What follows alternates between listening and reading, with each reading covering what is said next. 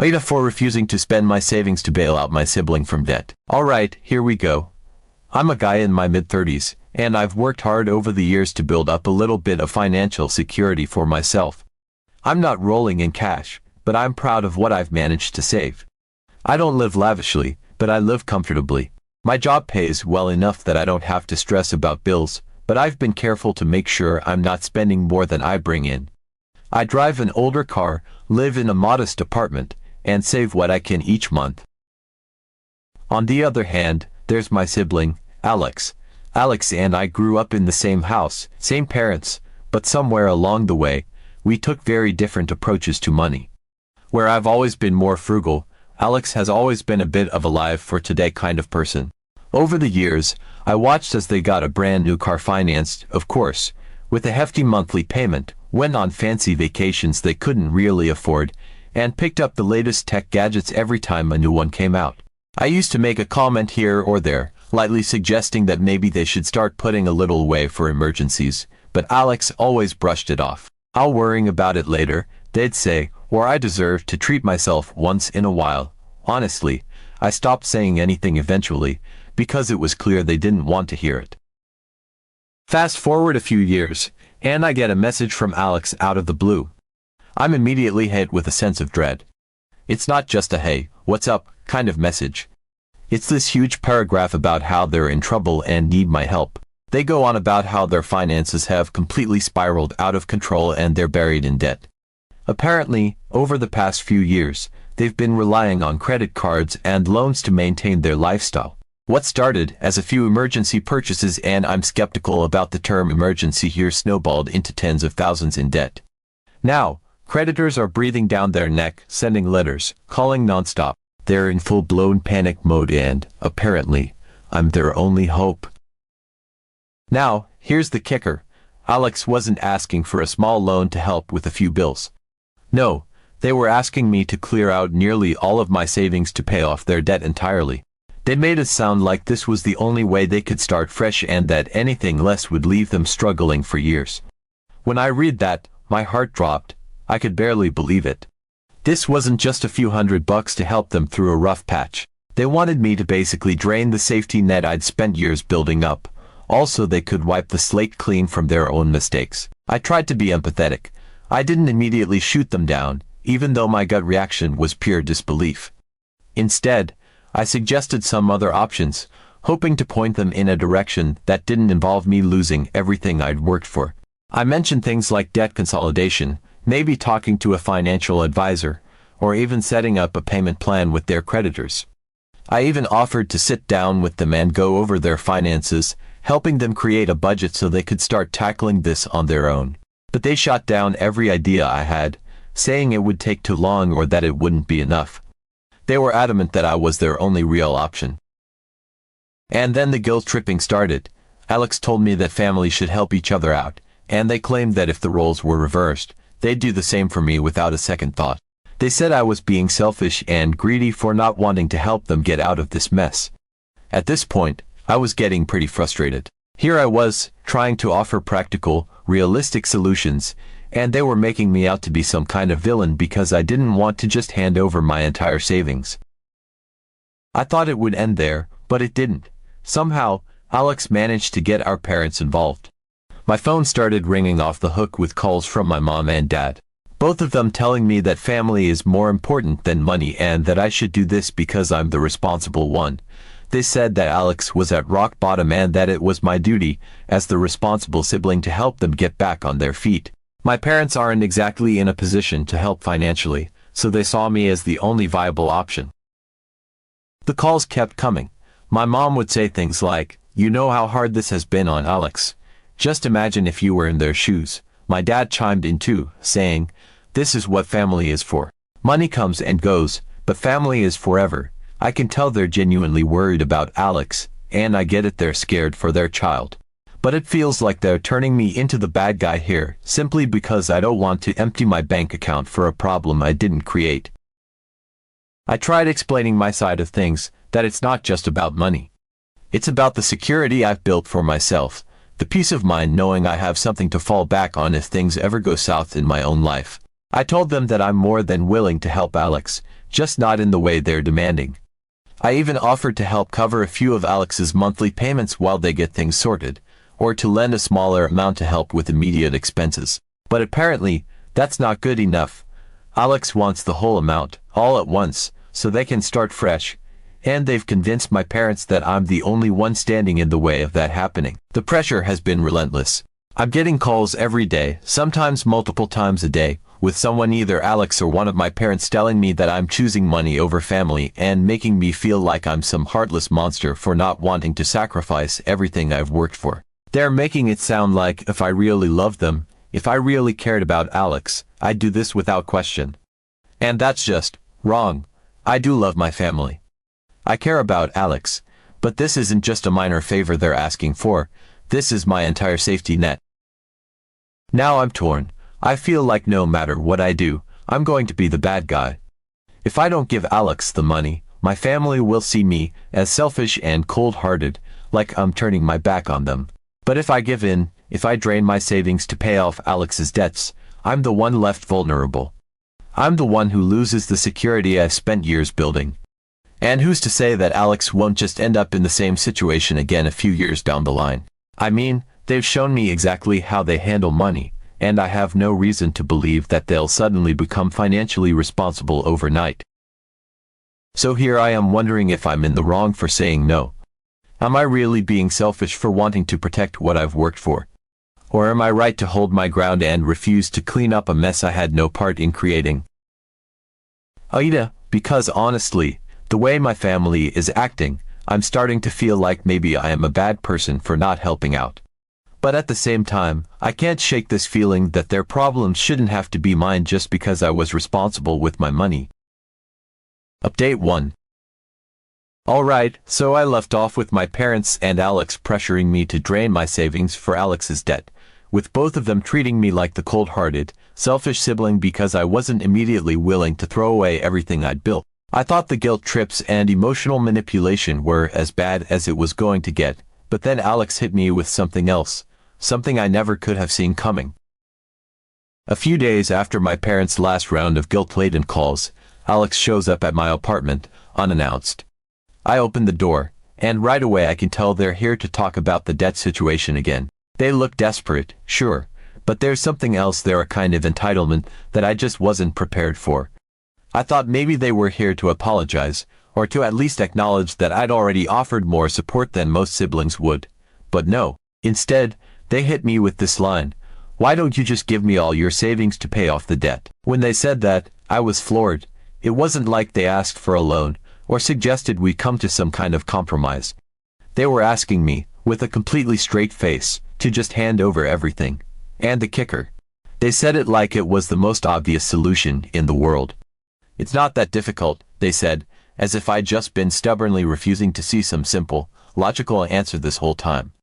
I was honestly so shocked I didn't even know what to say at first. After I picked my jaw up off the floor, I reminded them that I'd suggested several options, things that didn't involve me draining every cent I'd worked so hard to save. I pointed out that I'd been trying to help them find a way to deal with this responsibly for years, that I'd warned them time and time again to be smarter with their money. I told them they needed to be cautious about their spending and avoid racking up debt they couldn't handle. Every time, they'd brush me off, saying they'd figure it out. Now here they were, telling me that the solution was for me to just sacrifice everything I'd worked for so they could hit the reset button. But Alex didn't see it that way. They actually had the nerve to tell me that if I gave up my savings, it would mean we could both start fresh. They painted this picture of a new beginning, one where they wouldn't have the burden of debt, and where they could finally get their life back on track. And the kicker. They told me that I was good with money, that I knew how to handle finances, so I'd be able to rebuild my savings in no time. In their mind, this was a win-win situation. They'd get a clean slate, and I'd be able to use my financial skills to just rebuild everything I was being asked to throw away. I could feel my frustration building, but I tried to keep my cool. I asked, as calmly as I could manage, if they'd ever considered doing the same thing for me if the roles were reversed. Their answer, a casual "of course not." They said it with a straight face, like this was just a given, as if it made perfect sense that I should be willing to empty my bank account for them, but they wouldn't even think of doing the same for me. They went on to explain that we're family, and family is supposed to help each other without expecting anything in return. According to them, this wasn't about lending or borrowing money, this was just what family is supposed to do. The irony was unreal. I mean, here they were, using the family card to try and manipulate me into a massive financial sacrifice they wouldn't even consider making if the tables were turned. I tried to reason with them, to make them understand that this wasn't just a matter of writing a check and moving on. This was my entire safety net, my hard-earned security. But Alex was already a few steps ahead with their next solution. They suggested that I could take out a loan in my name to cover their debts. Yes, you read that right, they wanted me to borrow money, to take on debt in my name, and then cover the payments myself so that they could be free and clear. At that point, I was beyond stunned. I was actually speechless. Here was my sibling, already asking me to give up everything I'd saved, and now suggesting I should take on new debt in my own name, debt that I'd be on the hook to pay back, just to dig them out of the hole they dug for themselves. It was like they genuinely couldn't comprehend the absurdity of what they were asking. They just kept talking about how this would let them start over and that I'd be able to handle the debt because I was so responsible. I couldn't believe it. It was like all those years of me trying to be there for them, trying to offer advice, trying to set a good example they'd gone completely ignored. I had warned them, repeatedly, that they were playing with fire by piling up debt like this, but it was like they'd never taken a single word of it seriously. And now, their solution was to dump their mess on me and walk away scot-free, leaving me to deal with the consequences. The more I thought about it, the angrier I got. I realized that this wasn't just about money. This was about respect, or the total lack of it, in this case. Alex didn't respect my hard work, my sacrifices, or the careful decisions I'd made to build up my savings. They saw my financial stability as something they were entitled to, something they could just take for themselves without a second thought. They didn't see me as a person with my own goals, my own needs, my own fears. I was just a bank account to them, a safety net they felt entitled to use. I finally told them, flat out, that there was no way I was going to give them my savings or take out a loan for them. I reminded them, probably for the 100th time, that I'd offered to help in other ways. But I also made it clear that I wasn't going to sacrifice my financial future for a situation that was entirely of their own making. I told them I loved them, that I wanted them to be okay, but that they needed to take responsibility for their own life and their own choices. That was the last straw. Alex stormed out, saying they couldn't believe how selfish I was, how I was putting money before family. They told me I'd regret this, that someday I'd understand how cruel I was being. And they left, slamming the door behind them, leaving me standing there, still in shock from everything that had just gone down. Since then, the calls from my parents have only gotten worse. They keep telling me how disappointed they are, how Alex is struggling, how I'm the only one who can help. But I've held firm. I'm not going to ruin my own financial stability because my sibling can't face the consequences of their own actions. And yeah, maybe that makes me the bad guy in their eyes, but I can't help feeling like this is a line I need to draw for my own sanity and my own sense of self-respect. So, I guess that's where I am now. I'm the selfish sibling, the cold-hearted one who won't bankrupt himself to fix a problem he didn't create. But honestly, if that's what it means to stand up for myself, to protect what I've worked for, then so be it. I'll take the title. Update 2. Not long after that explosive confrontation with Alex, the weight of the situation began to settle in, though it didn't fully dissipate. I thought about my sibling more often than I wanted to admit, wondering how they were coping. I felt bad for them, really, but the whole thing had been exhausting, emotionally draining. My parents continued to pressure me, trying to convince me that I was being unreasonable and that I should just help Alex out. They insisted that family comes first, that I could help Alex get back on his feet, and that I was being cruel for not supporting my own blood. Each call was like another brick added to my mental load. Then, a few weeks later, I remembered it was Alex's birthday. I hesitated before I picked up the phone to call. I wanted to reach out and acknowledge the day, if only to show that despite everything, I still cared. I wanted to believe that some semblance of family remained between us, even after the chaos of the past few weeks. So I dialed the number and waited as the phone rang, half expecting that Alex might not even answer. When they finally picked up, The tone was flat. I could hear a mix of surprise and indifference in their voice. I went through the motions, wishing them a happy birthday, reminding them that they deserved a special day despite everything going on in their life. I could almost feel the awkwardness radiating through the phone line. There was a moment of silence before Alex replied. Then came the question that caught me off guard. Is that all? I paused, trying to wrap my head around what they meant. I felt a little unease creeping in. I asked for clarification, wanting to understand why it felt like there was an expectation hanging in the air. Alex's response was as bold as it was shocking. They asked if I didn't want to correct my mistake by giving them my savings as a birthday present.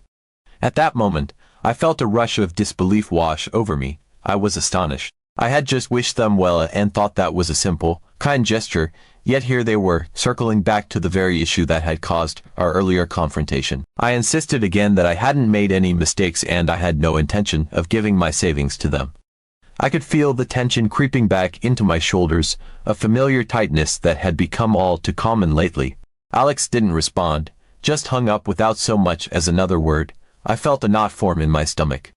The frustration was building again, this time mixed with a sense of sadness. It was becoming painfully clear to me that Alex's expectations had shifted dramatically, and they weren't seeing the situation for what it really was. In the days that followed, I kept expecting a follow-up call or message from Alex, maybe a moment of clarity, some realization that they needed to face their reality.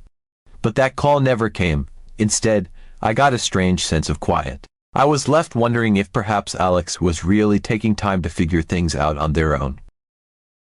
Then, about a week after their birthday, I got a surprising update through one of our mutual friends. Apparently, Alex had finally taken some steps toward addressing their financial mess. They reached out to a financial expert, someone who specialized in debt management. I felt a mix of relief and disbelief. It was almost as if the news had reached me too late after the damage had been done in our relationship. As the details unfolded, I learned that Alex was actually working with this expert to develop a strategy to pay off their debts. They were taking the steps I had tried to guide them toward all along. They were looking at consolidating loans, negotiating with creditors, and creating a budget that could help them stabilize their finances. I was impressed and felt a flicker of hope. Maybe this was the turning point Alex needed. However, the path wasn't without its hurdles. I found out that Alex had to sell several expensive items to make this work. It was a significant sacrifice, things they'd once considered essential to their lifestyle or status. Part of me wanted to reach out again, to offer my support in whatever way I could. After all, it was good to hear they were finally taking responsibility, and I could see that they were learning the hard way about the consequences of their financial choices. But then I remembered the conversation we had before. I couldn't shake the feeling that even now, Alex expected me to be involved in some way to carry some of that burden. I heard about how they initially resisted selling some of their nicer belongings because they wanted me to be the one to make everything okay. They seemed to think that since I was the responsible one, I should be helping them, even if that meant more financial sacrifice on my part. All of this was happening while my parents continued to wade in with their thoughts. They felt Alex's struggles were evidence that I should have just given my savings to help them avoid this situation altogether. They reiterated their belief that families should help each other without question. My parents had taken to framing it like I was a disappointment, that I was somehow failing Alex by not being the safety net they wanted me to be. Their comments about family duty echoed in my mind, making the already complex emotions surrounding this situation even more challenging. Eventually, the updates trickled in from friends. It turned out that Alex was slowly starting to get a grip on their finances. They had learned to budget better and were making progress in paying off their debts, even if it meant making sacrifices along the way. I felt a sense of pride, albeit tinged with sadness. I had hoped that through all of this, they'd realize that family doesn't mean blindly throwing your financial future away for someone else. It meant being there for one another in healthier ways, even when that meant letting go. I thought a lot about what it meant to be part of a family, especially one that had expectations about loyalty and support. I'd always been the one who believed in personal accountability, the idea that everyone has to face the music for their choices. I could only hope that eventually, Alex would come to terms with that, too. As they began to tackle their challenges head-on, I hoped they'd also understand the value of standing on their own 2 feet, rather than leaning on others in a way that could ultimately harm us both.